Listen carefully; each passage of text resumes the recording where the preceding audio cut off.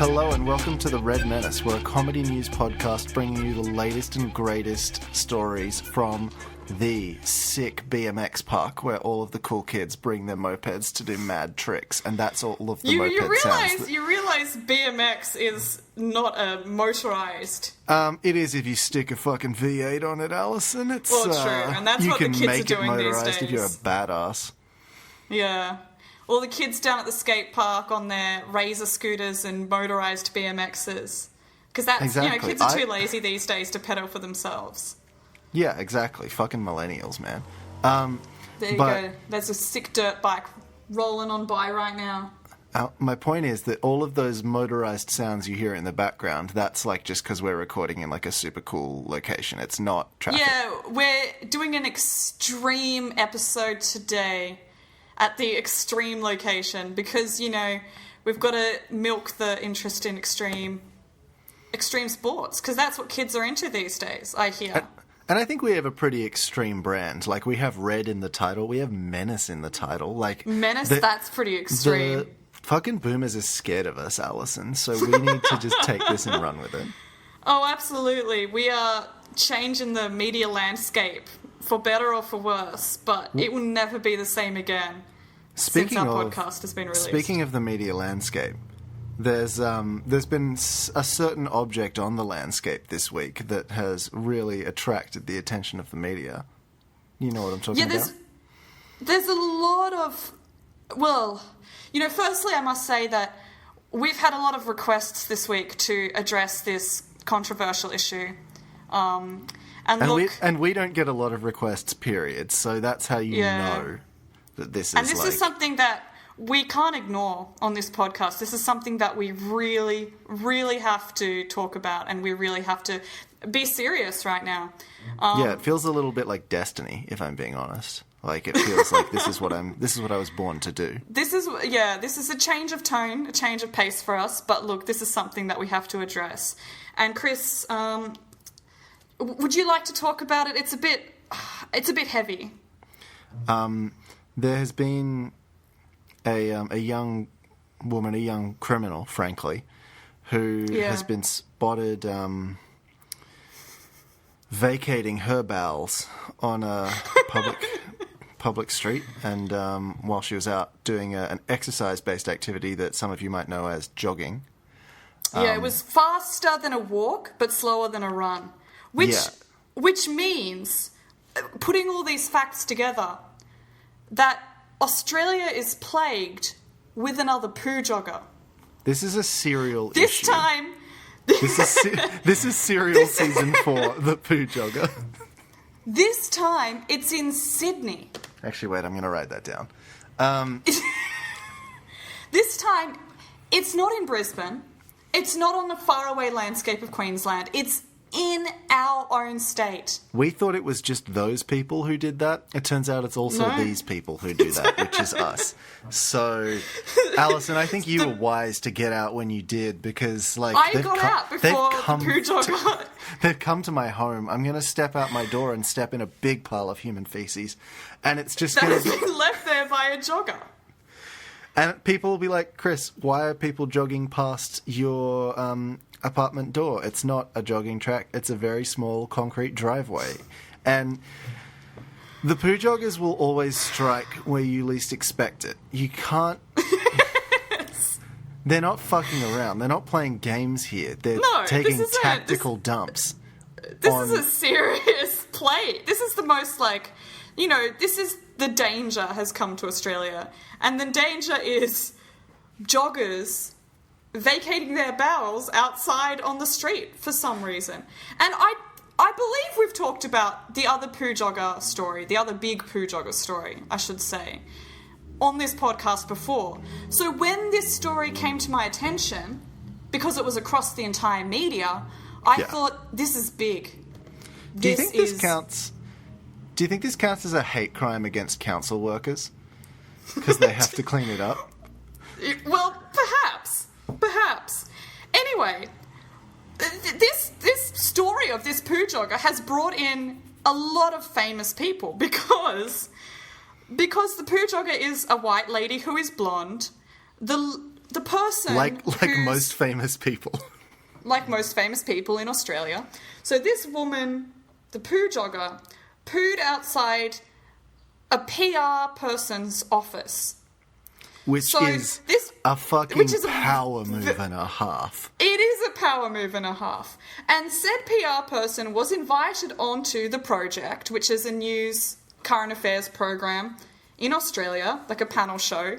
And the PR lady, whose office had been pooed outside, said there's been a lot of suggestion about who this poo jogger might be. For example, Jackie O from the Kyle and Jackie O show.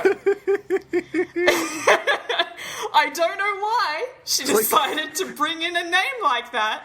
It's like just the Masked Singer of shitting. I show. love it. And then, when she was asked, well, do you think it's her? It was silence.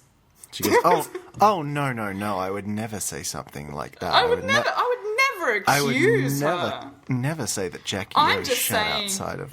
Well, okay, I mean, think about it. Jackie O has to listen to Kyle Sandilands all day. And well, I would probably... I think just due to that, she's going to have some bowel instability. I think that's just like being exposed to radiation, essentially. Like, there's nothing you can do. It's just in the air. Yeah. So I'm going to read from a news story that was sent to me by our intern, Anna. And this is from 7 News, and this is just giving the little breakdown of what's happening with this poo jogger situation for those of you who aren't in Australia or aren't following the Australian media sphere on Twitter. So it says, Roxy Jasenko deletes poo jogger video after fans claim Jackie O was behind the act. After catching a mystery woman defecating outside her Sweaty Betty office and posting the gross video to Instagram, Roxy Jasenko revealed this morning she was forced to delete the clip after many accused her pal, Jackie O. Henderson, of being behind the act. I do like that idea of that being like a fun prank to play on your friend, is to take a shit outside of their workplace. You do this regularly, though. You do it on the reg. Oh, yeah. Well, 100%, Alison. If you have to commit to the bit, or commit to the shit. It's really important. Yeah, you can't just do the prank once. You have to make sure the prank gets noticed on a number of occasions. You know how they say that jokes are always funnier the 1,000th time that you say them? Like, I think the same applies for shitting outside your colleague's workplace. Yeah, it's like the really objectively funny joke about attack helicopters. Like, every time I hear that, it just gets funnier. It just gets funnier gets so funny. Like, it's so original. It has the same effect on me as seeing someone shit in public. It just makes me feel really great and, like, just so hilarious. You just know, like... Oh, you know, every time I hear that, it becomes more original. So I'm going to keep reading.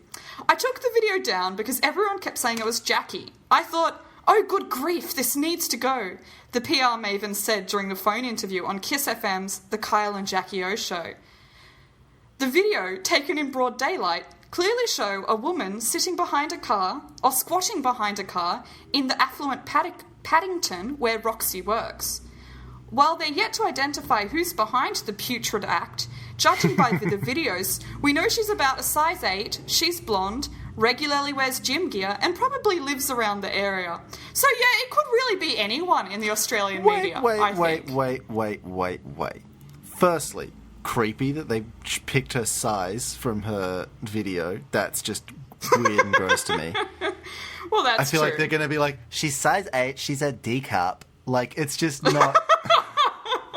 It's not awesome. Secondly, you don't know that she regularly wears gym gear. She was just wearing gym gear in that one video. If I walk around in a suit, that doesn't mean I regularly wear a suit. Like, now, I believe that this person has been caught on CCTV a number of times. Interesting.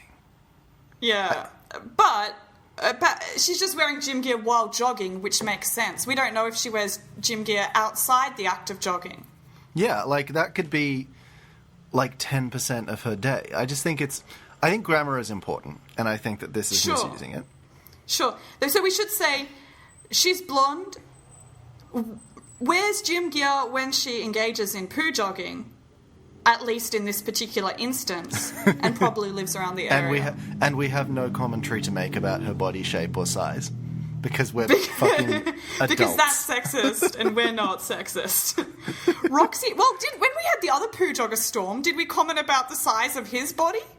Every single time I ever write an article, as though I'll be doing that again, about a man, I am going to like try and pick, like, well, he looks like he wears size 34 pants and he wears a large t-shirt. That's a really good idea, I think. So I'm going to just read the last of this. Also, if anyone Roxy wants to buy me clothes, those are my sizes. Well, there you go. Just dropped that. Just doxed your own size. Actually, live on I air. was lying. It's not 34. It's 36 pence. I ate some food. There you go.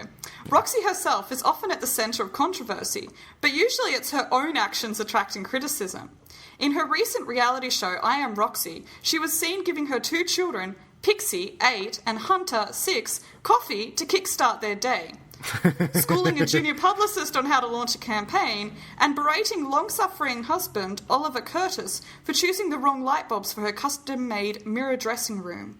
What a fucking useless idiot, that husband. How dare he? How dare Pathetic. he bring the wrong light bulbs? So, there's a lot Grounds to for unpack divorce. here about whether or not this poo jogger is a false flag operation. But Well, it certainly seems like something concocted by a PR firm to get one of their people on the project. yeah, the owner of said PR firm to get. Well, I mean, surely they have a blonde size 8 intern. I feel like every PR firm has a blonde size 8 intern. Like, that's just a requirement to being a PR firm, you know? Like, Now, can I just point out a fact here that I believe is important to the story? Roxy herself has blonde hair. oh, interesting. So you think this could be a... So was this on CCTV, on just like a remotely set up camera?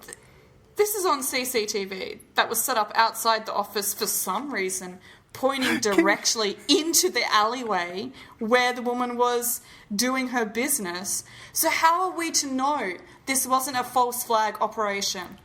If you rewind the camera footage just past like where they gave it to the project, it does show her putting the phone down and then walking out of the frame and then like, jogging through and taking Yeah, a exactly. big dump.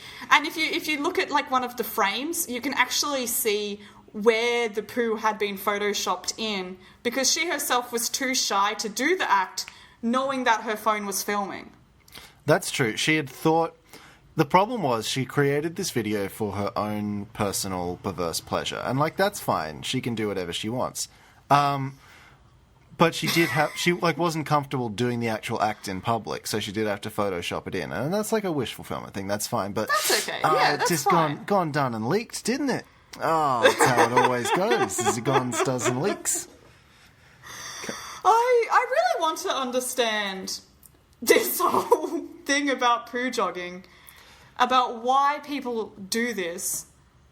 And You know what's terrible? I You mean, know- I feel like I kind of understand, actually. Like, if you're... you understand the psychology of poo jogging. Yeah, it's all about power. It's all about just Okay, like... sure. Well, I think they're all fairly wealthy people who keep Well, fit. that's and true.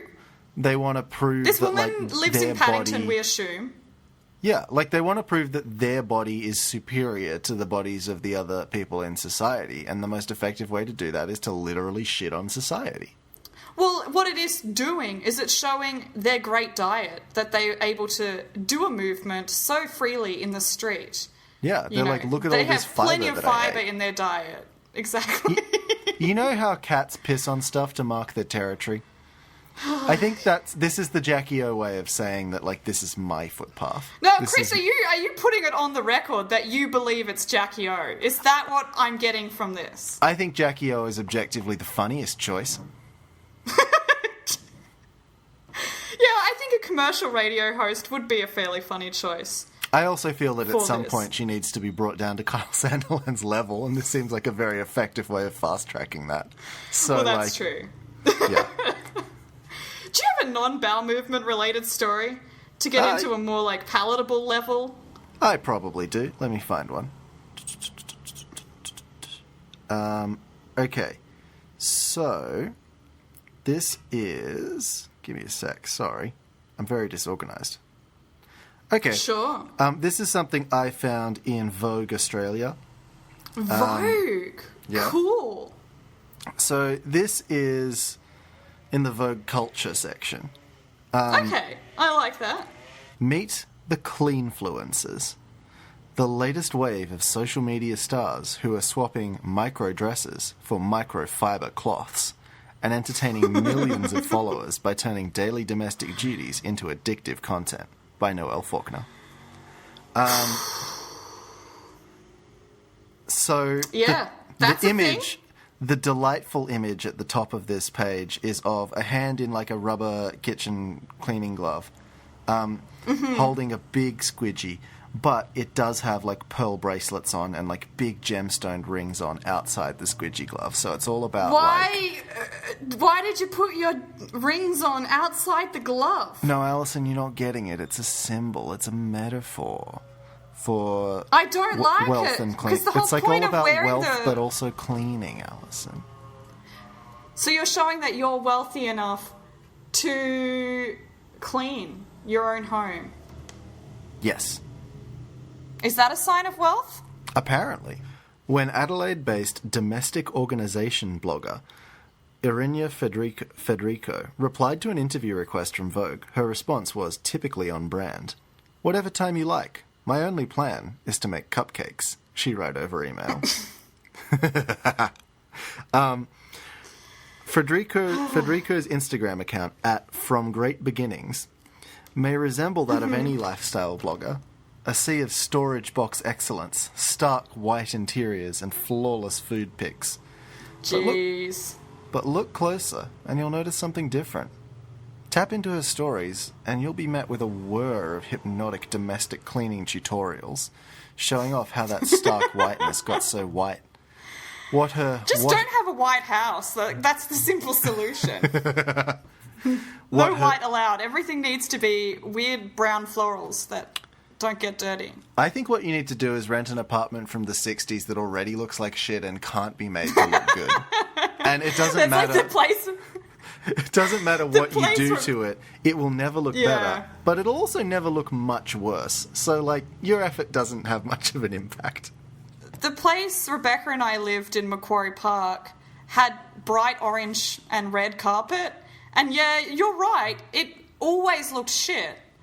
But it also never looked like that shit. It never looked Because like it was you just- were the cause of it looking shit. It's just like No, that's how because it was. exactly. It was just like, well, this place probably always looks like crap.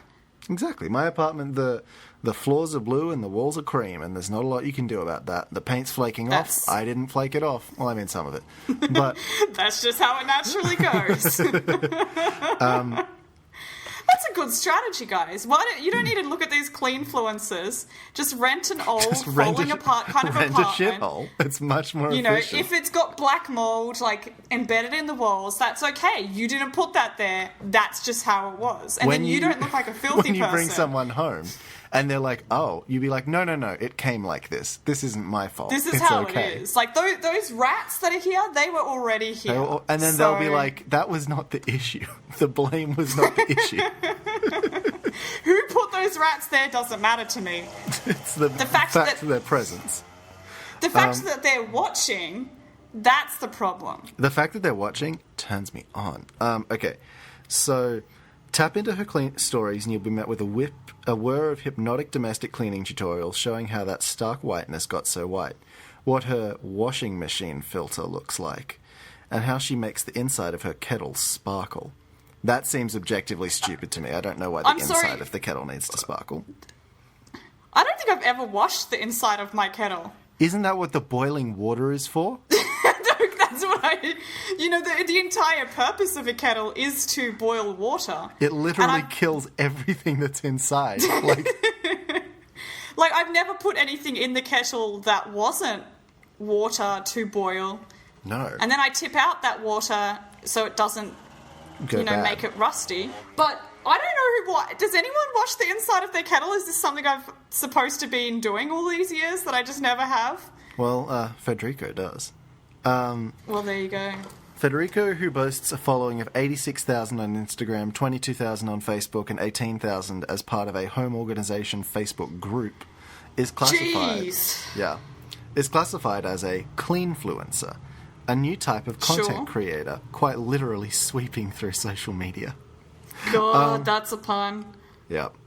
They are the antithesis of the high-flying influencer stereotype, but the epitome of domestic perfection. Sure. They self-style, they do their own chores, and they organise their home to a militant degree.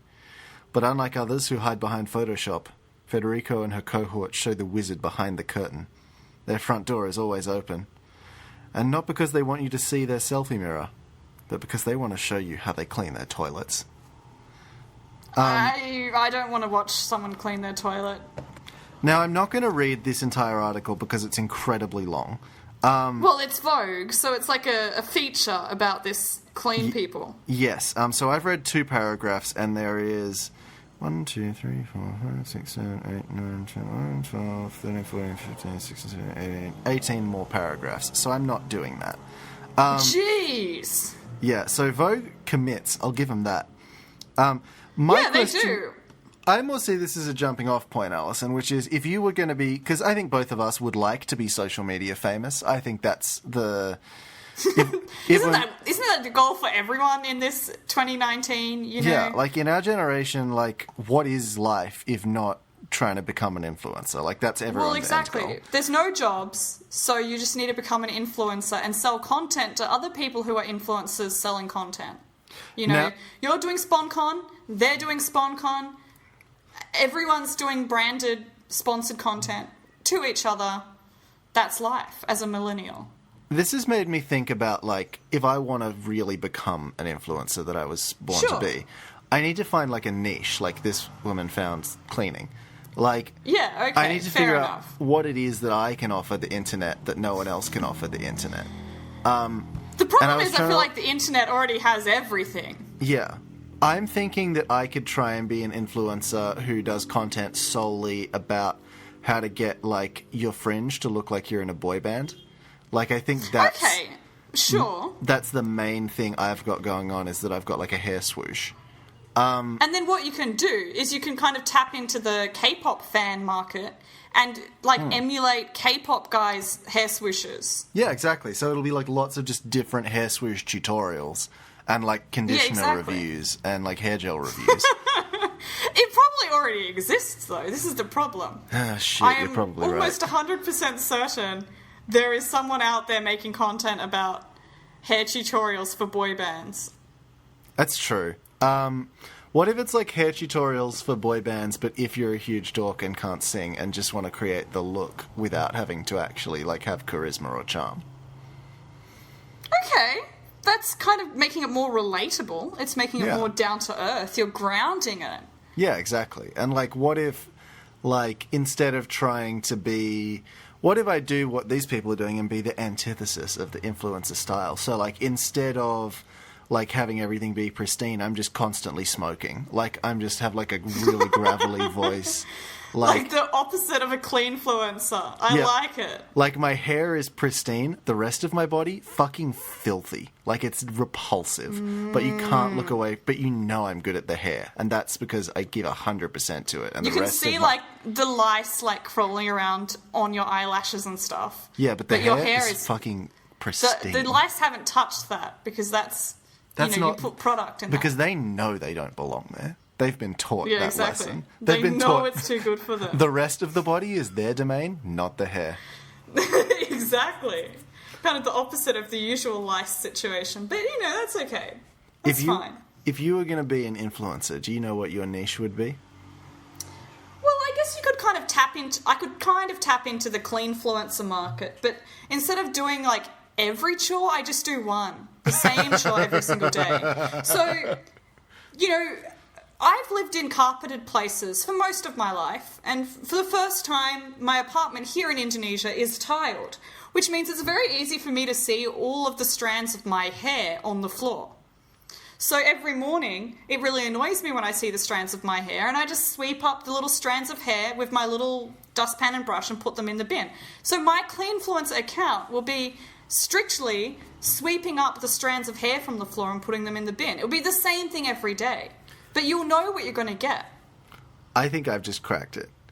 What I'm going to do is create a Twitch account, and I'm going to Twitch stream live footage of me vacuuming my apartment.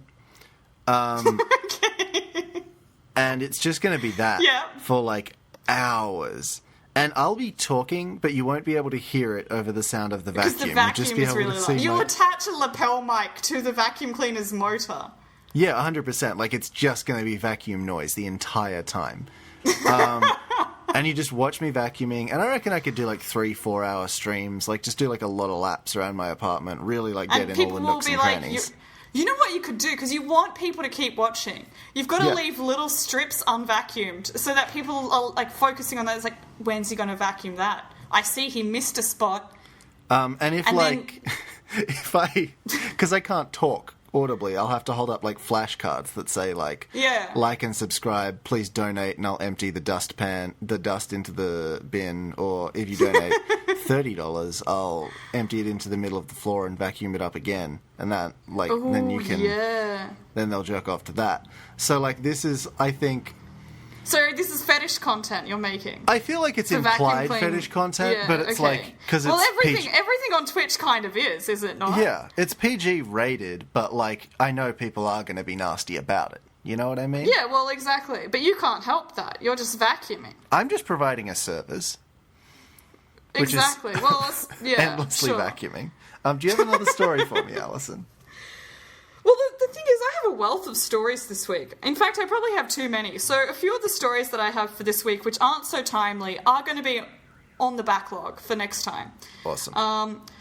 But this story is kind of breaking news in Sydney, and it's ongoing. There's no resolution yet. So I feel like I should touch on this one as well. It's kind of a bit of a mystery, bit of crime and intrigue, like the poo jogger we had earlier. Okay. And you may have heard of this one. And again, I'm from 7 News. It said, boa constrictor snake on the loose in Sydney. Could end up eating a pet or face starving to death. I hope not. I would prefer to eat someone than starve to death, if I'm being honest. Well, me too. I'd trade a person for a living snake. I prefer the snake. So right this moment in Sydney, as of recording, there is a boa constrictor on the loose in Sydney. It could be honestly pretty much anywhere. Well, yeah, it's been a few days now, if not, it's been a few days now. How many hours can snakes travel for? I don't know. But sure, let's assume it could be literally anywhere in Sydney right this moment. As of you listening to this, if you live in Sydney, there could be a boa constrictor in your bed, in your toilet, anywhere in your house right now. I think that it is actually in like a jazz bar, and it's just like sitting alone at a booth sipping whiskey, and what's going to happen is like 6 zookeepers they've heard the tip. They're going to come in to try and reclaim the boa constrictor. He's wearing a little hat, a little like fedora. Yeah, 100%. He's got his pipe. Yeah. And what's going to happen is he's going to kill them all like John fucking Wick, and then just like, proceed on to the next location. And it's just because he's a snake be a and series of his incredibly violent action sequences well, until the boa constrictor finally decides it's had enough of the carnage and it's ready to go home. It's not going to be a fast-paced action sequence, though, because they don't just lunge and bite. They take their time to constrict their prey. They one squeeze, by and one. we're going to show that shit in real time. And there's 6 guys there. It takes a while. And the snake can only constrict them one at a time. So well, I mean, no. The climax of the movie, Alison, is that it constricts 3 people at a time. Like it just gets them all and smushes them together. And the other 3 are just patiently waiting their turn because they know that. Well, no, they're trying to get in, but you can't get through darn. that thick snake hide. It's not possible. Well, that's true. They try and shoot it, and the bullets just bounce right off. Don't shoot boa constrictors. It seems like a mean thing to do. Well, that's what all the people are thinking, right? They're like, would it be mean? Would it be kind of not cool if we shot this boa constrictor? I know our friends are in there being constricted, but it kind of seems not cool. We will probably be cancelled on Twitter if we shoot this boa constrictor. Well, I mean, the boa constrictor's just trying to give him a hug. And, like, it's... Yeah. I feel like the boa constrictor is kind of like Lenny from Of Mice and Men, in that he just wants to give stuff a hug, and it's not his fault he's big and strong and he kills the things. It's just like... Well, that's true. That's true. To be fair, they do kill him, so, like... Well... I don't know if There Of you Mice go. and Men thinks that's a good thing or not, though. It's unclear. Let's just hope the same fate doesn't meet our boa constrictor friend. Yeah, I'm let's going to hope- jump into the let's story. hope that he doesn't get Lennied. Yeah. Snake catcher Sean Cade is in a race against time to find a boa constrictor that has been on the loose in far western Sydney for more than 10 days. Fuck, I want to Kate watch this movie. estimates- This sounds so riveting. Like, It is very riveting. A race against time. The snake's on the loose. Cade estimates there is now only a 60% chance of finding the boa constrictor alive. Very sad. The snake will likely die of starvation within a fortnight unless it manages to capture a household pet or other small animal, the Sydney snake catcher's owner told AAP on Tuesday. Cade is working with the New South Wales Department of Primary Industries to locate the boa constrictor. It's a tough job, despite the snake's considerable size, 2.5 metres long and thicker than a man's calf. wait, Just did you with say the calf vast- or car? Calf. Okay, because I was going His to say, calf that's not a boa muscle, his constrictor, that's a calf. fucking basilisk. Like, that's not... But it's like really, like, it's only 2.5 metres long. If it was thicker than a car... It's just a long tube. It's a big It's a big toilet roll of the creature. It would be very strange snake. At that and I point, probably it's wouldn't basically have- just a cow without legs. Like, that's not... Yeah, well, that would be a very cool thing to see. just a huge fat slug. I love it. I want one. I don't want to approach that guy. So the photo attached, we can see like a construction site with the shed skin of the snake kind of draped around the Or- various beams on the construction site. The constriction site. Okay, I'm going to keep reading. Just with the vast expanses of land that are within the subdivisions of housing, I'm going to have to turn over every single bit of tin, rubbish, or tree branch to try and unearth it, Cade said. There's a lot going against it right now. Pretty much all it has going for it is its size, and has a serious collection of teeth in its head. I don't know if you've ever met a fucking beast of a human being, but size gets a lot of shit done. Like, I think Size that's... does get a lot of shit done. That's my money's on the snake, honestly. I hope so. I hope this snake makes it out alive and it becomes a bit of like a jolly adventure. But I have to say, the first time I happened across this story as it was breaking was when someone on Twitter shared the document, which was a letter they had received from the New South Wales Department of Primary Industries to alert them that there is a boa constrictor on the loose in the area. So I'm just going to jump into this letter a little bit. Yeah, sure. It says, "Dear resident, boa constrictor, Cascades Estate. New South Wales Government has reason to believe there is an adult boa constrictor snake at large, in quotation marks, in or around the Cascades Estate. A freshly shed snakeskin was found on a property at Toowoomba Circuit on the 9th of October 2019. New South Wales Government is in the process of trying to locate and capture the animal and is requesting that residents be on the lookout for it and report any sightings." Be on the lookout for a fucking giant snake that's bigger than you. So you're a homeowner in this new housing estate, you open your little mailbox and you find a letter from the Director of Invasive Species and Biosecurity, Scott Charlton, in your mailbox about a boa constrictor on the loose, and then suddenly you realise, that's where my kid went. I haven't seen him for a few days. Well, I mean, okay, the problem with this idea is that if the boa constrictor looks you in the eyes, you turn to stone. Like, everyone knows that. Those are it the is a rules. basilisk. Yeah. So you've got to, like, look at it through, like, a mirror. Like, that's the only way... Or you gouge its eyes out. Like, that's the only way to do it safely. So, like... How did Harry Potter kill the basilisk?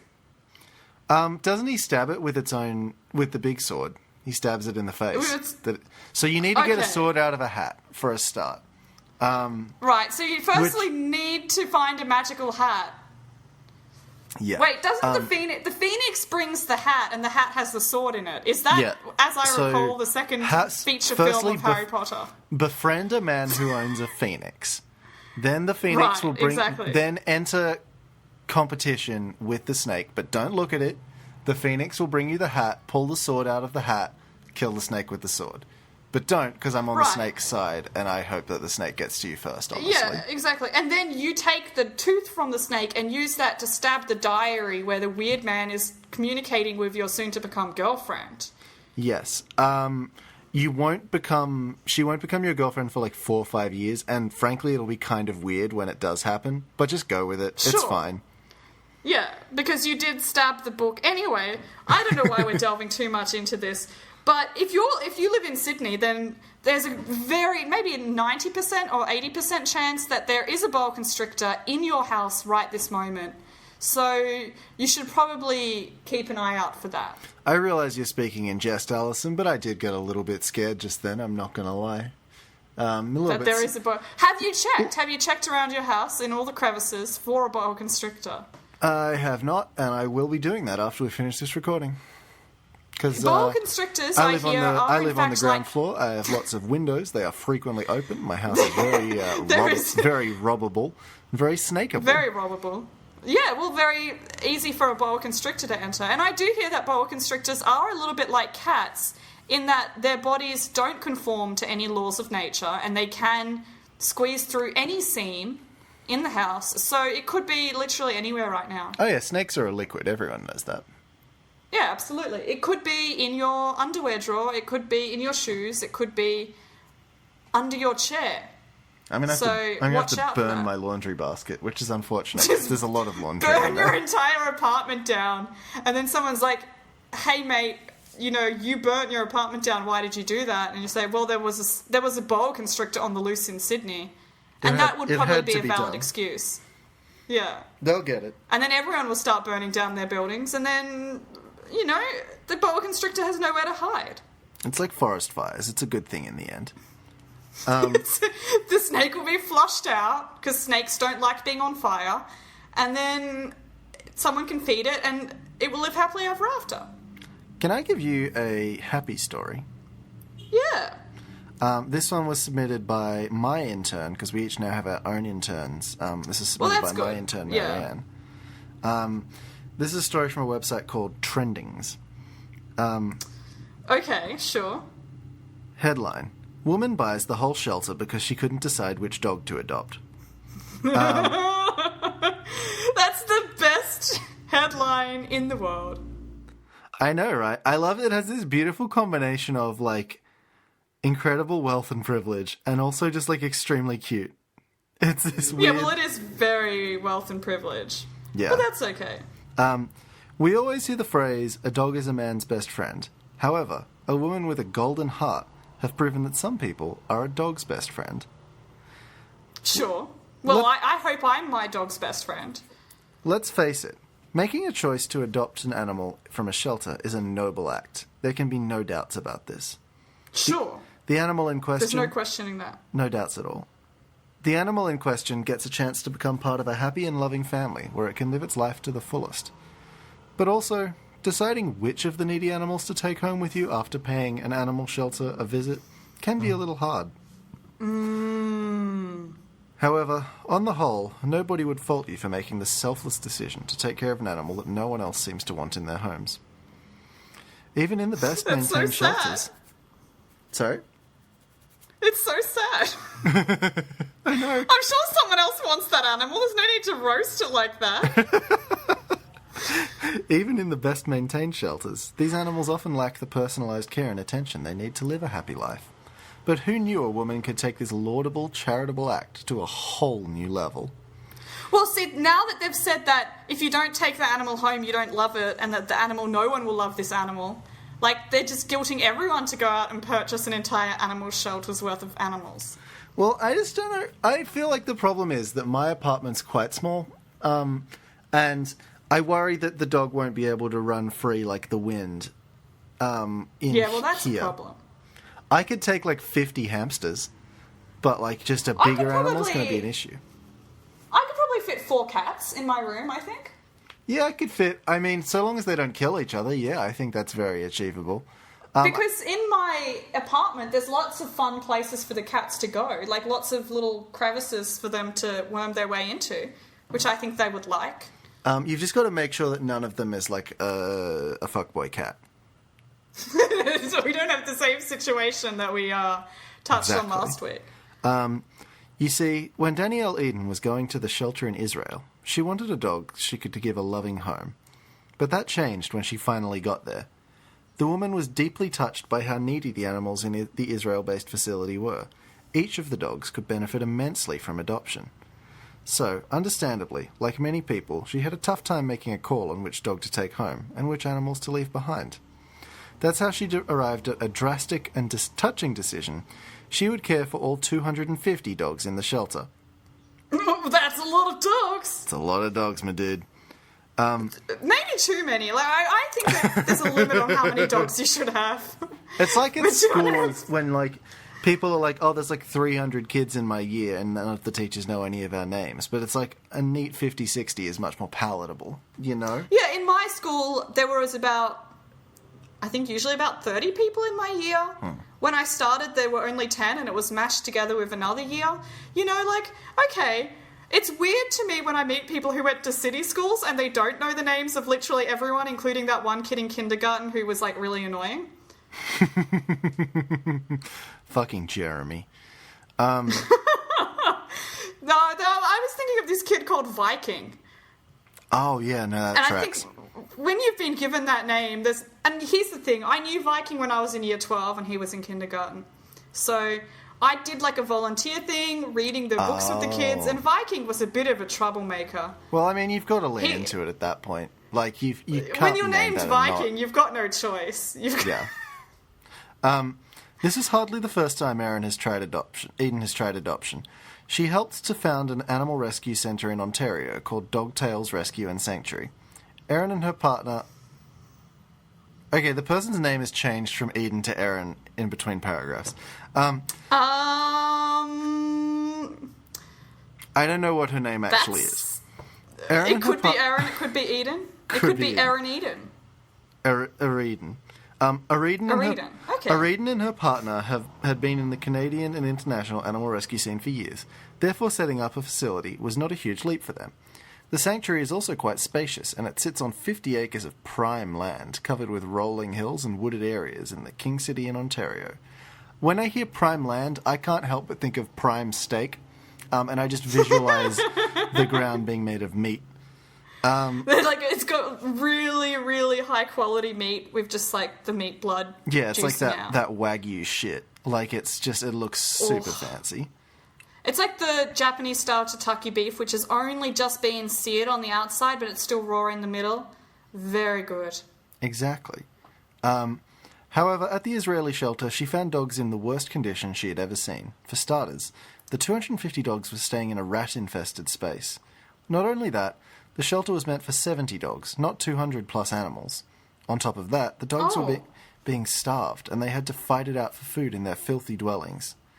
That is why it was exceedingly hard for her to leave behind some of these dogs when she got to the shelter. She made the best... Yeah, well, I can understand that. She made the best option she could for the animals by buying the shelter altogether. There have been a lot of improvements in the status of the dogs since she took over the shelter. She moved 90 of the dogs within Israel and 25 others to the sanctuary she helped to start in Ontario, Canada. Her intention is When I okay, because we were talking about the second Harry Potter movie earlier, or the second Harry Potter book, I should say. When you said that she just bought the whole shelter, what immediately came to my mind was Harry Potter in the first Harry Potter movie saying, "We'll take the lot," about the candy on the fucking trolley, and leaving the other kids in the train with nothing to eat because he bought the entire trolley. Little rich bastard with too much money. I like how he's gone from being the poor kid who lives under the stairs, and he gets given a huge fortune, and he's literally within days a rich prick. Like, He immediately buys the entire trolley's worth of food in front of his friend who is too poor to afford one candy bar. He's the kind of guy Just who to would do flex that his Crazy cash. Rich Asians shit, where he'd like walk into a motel and they'd be like, "We have no rooms," and he'd be like, "I just bought the fucking motel. Get out."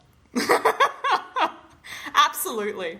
Anyway, I want to go back to the dog story, but I just thought I'd throw that in there because that's what came to mind, is her saying, "We'll take the lot." We'll take like the Harry lot. Potter. And another sad person who was waiting to adopt one dog just walks away crying because now they don't have a dog. Her intention is to have all the dogs in Canada at the Dogtails Rescue and Sanctuary. Here, they will be safe and well cared for. This is the first time I've ever read an entire article on this show. That was all of it. I'm not too sure about like the copy quality of this, Neither am I. this establishment, because the name of the main character changed. I love that we're calling him the main character. The talent. Alison, you went to journalism. We both have degrees in this shit. Like, We both got master's degrees in journalism, but it's a technical term. that's true. Used, only people with master's degrees would know this, is main character. I feel like That's the if technical you buy term. 250 dogs at that point, you are a character. So, like... Well, Yeah. yeah, you've become... Well, here's the thing. Did you fact-check this? Did you go through a fact-checking process to check if this is in fact true? Are you asking me or them? You. Oh, of course not. Well, then, of course it could just be a story, a novel, a novella, if you will. Fella. It's basically Heart of Darkness. Exactly. Do exactly. you have a last story? I reckon we've got time for one more. A little story. I mean, it can be whatever just, size you want. We got like 5-10 minutes. Oh, okay, that's good. Yeah, the thing is, I've just got too many stories this week. Well, just fucking freeball them. Just like shoot them at me. Just like Just roll them all on out. yeah, just bowl that shit into my laughter pins. Like, let's just get into it. Hang on, I'm just deciding what I want to hold over for another time. Okay, because I'm struggling to come up with more metaphors of you just telling me stuff. Yeah. Okay, let's talk about the rosaries. Oh, yes, let's. Okay.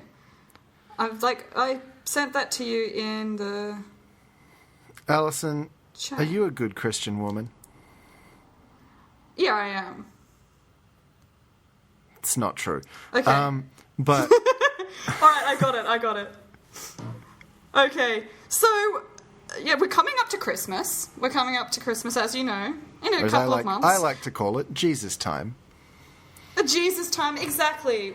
Which is why it's really important that here on this podcast we do a gift recommendation for all of you guys out there who might be looking to start your Christmas gift shopping. So I've got the first item. This probably isn't going to be an ongoing segment, but, We've been This is hearing an a lot of item that- people. A lot of people have been asking, "Is there going to be a Red Menace Advent calendar?" And kind of in the sense of, we're going to tell you to buy 12 things and you have to do it. So yeah, it's not like we'll tell you to buy some things over the course of now, and then maybe later, maybe And another time if there's another product that comes maybe up. if we remember it. There's a lot of options. But you grew up Catholic, did you not? You're a good Catholic boy? Yeah, I went to Catholic primary school. It was called St. Philomena's. Went to church lots. St. I thought the Philomena's. robes Great. were cool. Wasn't so hot on the rest of it, but it is what it is. I went to a couple of Catholic schools in my time. I was confirmed under St. Christopher because he has the same name as me, and I thought that was neat. Well, that's good. Yeah. There was no other I motivation don't for know. it. The It was fact just that you pure remember laziness. the saint that you were... The fact that you can remember which saint you were confirmed under is putting you a few steps above in the Catholic hierarchy, to me, Alison, I feel. I did pick the one that has my name. It's not very difficult for me to remember. You picked?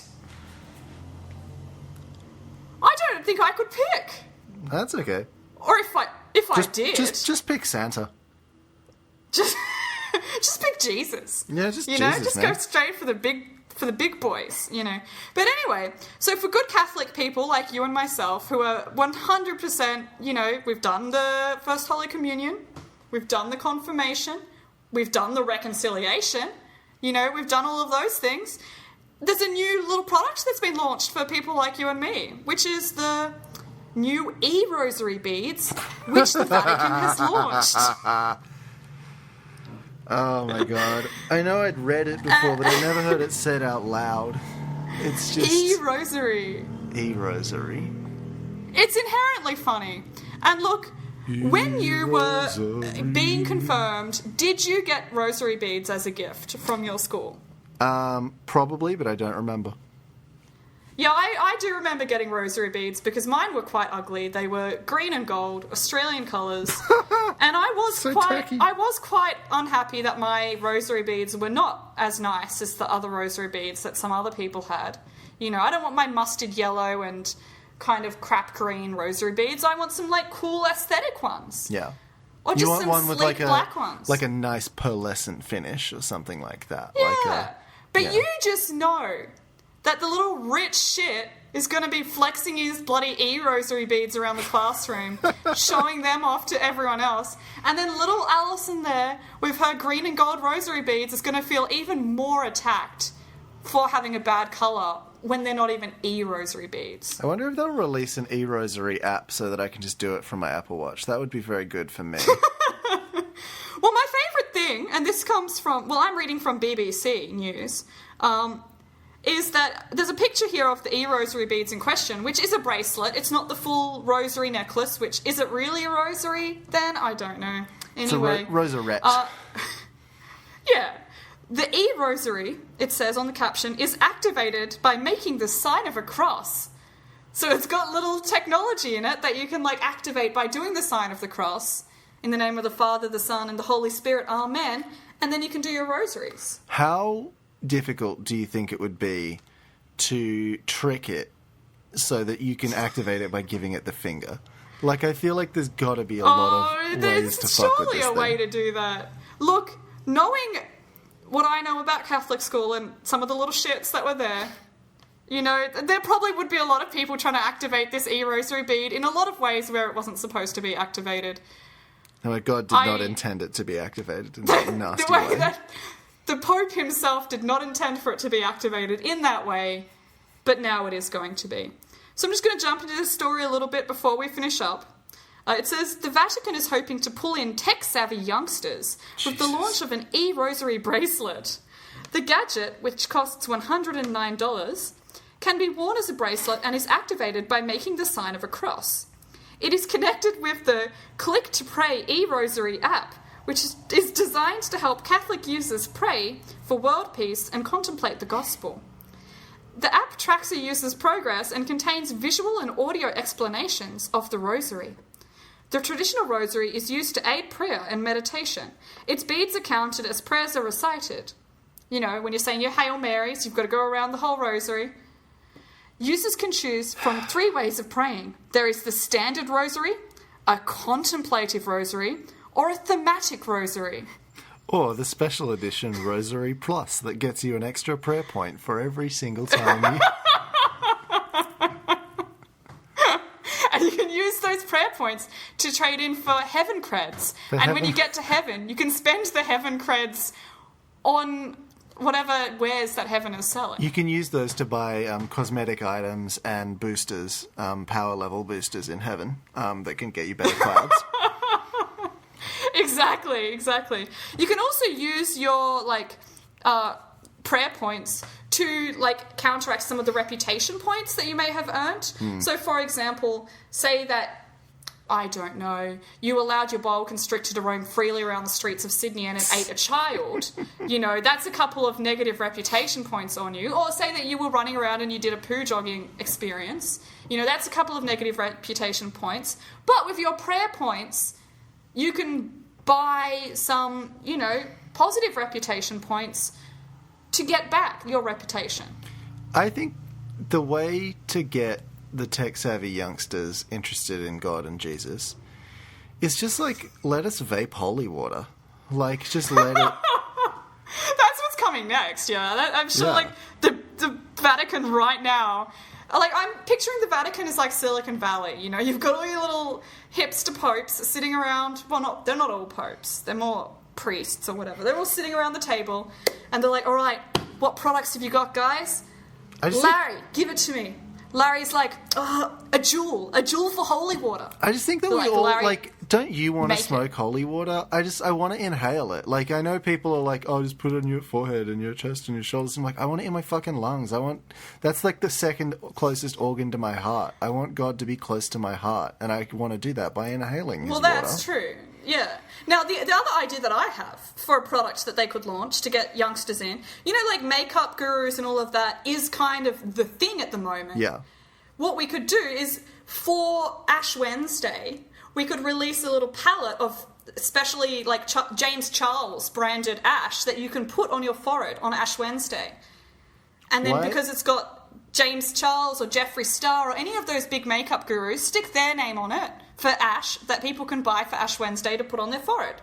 And it will cost like $8,000 Oh, per it's going to container. cost a lot of money. But that's because they did actually go and find the body of Jesus and burn it. And that's where they got that ash from. So it's a limited run. Yeah, exactly. Yeah. Well, it's also got the brand name of some YouTuber on it, so therefore it's inherently more valuable. Jesus you know. Dust by Jeffree Star. And then when Shane Dawson puts out his latest Jeffree Star thing, you know, we'll time the release of the Ash Wednesday palette then, so that, you know, it all ties in together. Shane benefits from the views, Jeffree benefits from the money, everyone benefits from the spiritual experience of Ash Wednesday. And Shane gets to get black into sort of blackface, but it's like ash face, so it's different and it's acceptable. And yeah, then it's Shane gets back to his roots, he and all of uses his it the fans wrong really way. love it. He didn't get told that you're only supposed to put a little cross on your forehead, and he Just went did decide to all paint the his whole face. thing, yeah. And then all his ash. old school fans loved it.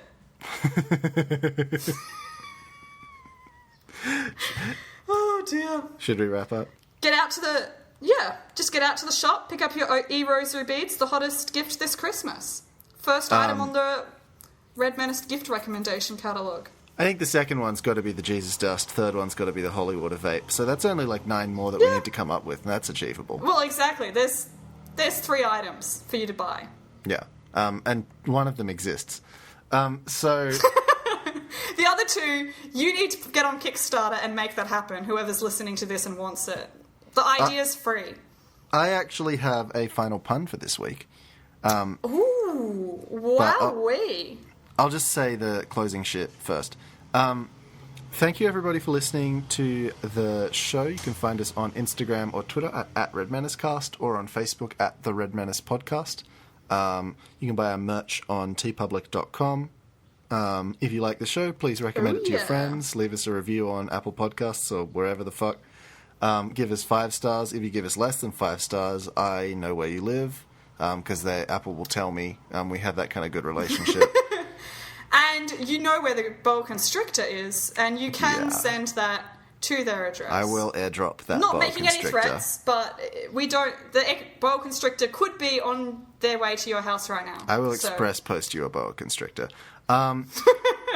So, yeah, just recommend the show to your friends. We don't really pay to advertise at all, except for that one time Facebook gave me free credit. Well, there you go. Yeah, it's just... Thanks for listening. I really appreciate it. Yeah. This story was sent to us by friend of the show, Stephen Ato. Shout out to him and his Talking with Dinosaurs podcast. He's been a great listener for our show. Long-time listener. Love him. Listen to his dinosaur podcast. This is from the Register, and I need to tell you in advance that this does involve Chinese phone manufacturer Huawei. Okay. Here's the headline. A funny thing happened on Huawei to the bank. We made even more money. Ha ha ha, here till Friday. Is that whole thing the headline? All of it, every word. Jesus Christ. On Huawei to the bank. Oh, this person needs some prayer creds to They do. make up for that. Hey. We're gonna... We're going to express post an e-rosary over to the editor who wrote that headline. I'm going to look up the quickest Huawei for us to get to hell. Thank you, everybody. Oh, dear. It didn't even make sense. Thank you, everybody, for listening. Good luck and good night. Good night.